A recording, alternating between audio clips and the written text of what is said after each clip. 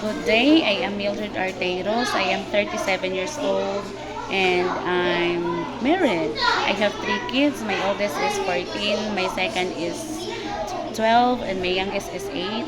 I am college graduate, a Bachelor of Elementary Education, and I am professional teacher. I have experienced 2 years in public school, and I have also experienced taking care of the baby's age 4 years old. And my duties and responsibilities is to feed her, um, cooking, then wash the clothes and marketing. I am I am honest, trustworthy, kind, and work under pressure.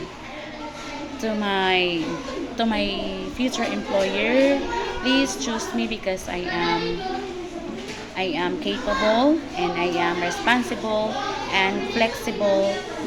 So you never regret to choose me because I can assure you that I can